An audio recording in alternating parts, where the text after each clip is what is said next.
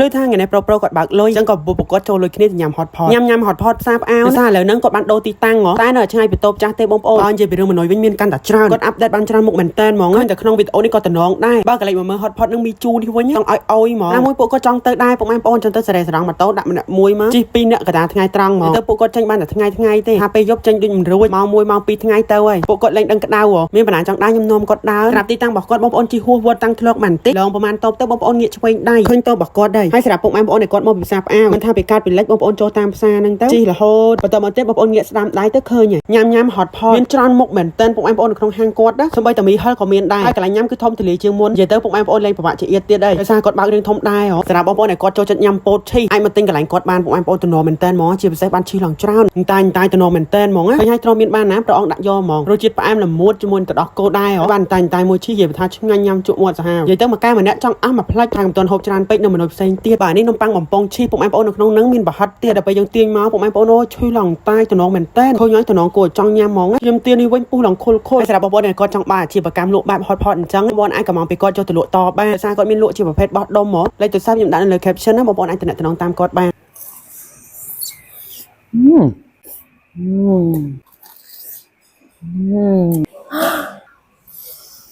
សម្រាប់អ្នកចូលចិត្តញ៉ាំឈីហ៎ត្រូវមក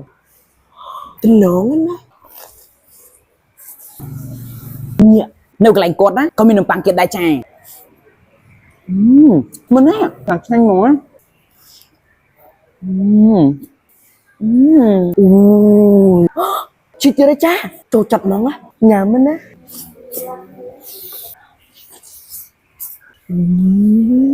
បៀកទឹកជ្រលក់មកដាប់បើស៊ុបឥឡូវម្សាស៊ុបចិនម្ដងមានហតផតមីហិលមីជូហិលបាននេះវិញណានំពពាឈីចាពិភពឈីហ្មងក្តៅចាថ្មីអូញាក់ហ្មងណាមានពោតហត់ចក្តាមជាពិសេសគឺឈីហ្នឹងហ្មងជួយខ្ញោកហ្មងណាអូយឆ្ងាញ់ណាចាដល់វែងណាអូយមកចាននេះច្រើនហ្មងណាឈាមទីហ៎បើនេះហត់ផតចាអូយ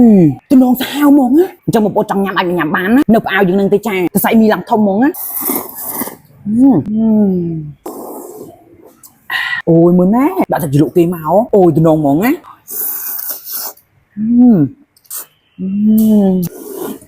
អូយជាតិហ្មងចាអូយมันจะลอยแย่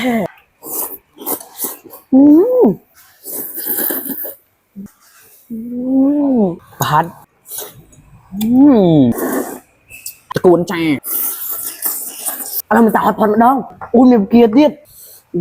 ไม่เพื่อเริ่มจังนะดาฮอตพอดเต้าหมอยำฮอตพอดนะอุ้ยมันใส่มีหลังกันน้องโอ้ย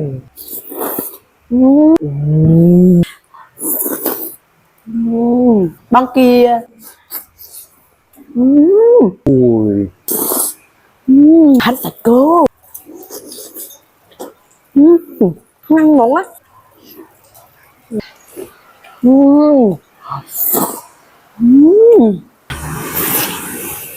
អញ្ចឹងសម្រាប់បងប្អូនដែលគាត់ចង់ញ៉ាំជាមួយនឹង hot pot មិនថាមីជូមីហិលបុកល្ហុងសារនំប៉័ងគៀបអីហ្នឹងបងប្អូនពោតឈីហ្នឹងបងប្អូនអាចមកញ៉ាំនៅកន្លែងគាត់បានហើយទូថ្លៃហើយជាពិសេសគឺរសជាតិឆ្ងាញ់ហ្នឹងហ្មងតែនេះមិនភ្លៀងឥឡូវម្លឹមចឹងទៀតអូយបានដាក់ជាមួយ hot pot ឆ្ងាញ់មែនតែនហ្មងបានផឹកជាមួយទឹកមានទៀតកាន់តែត្រូវគ្នាទៀត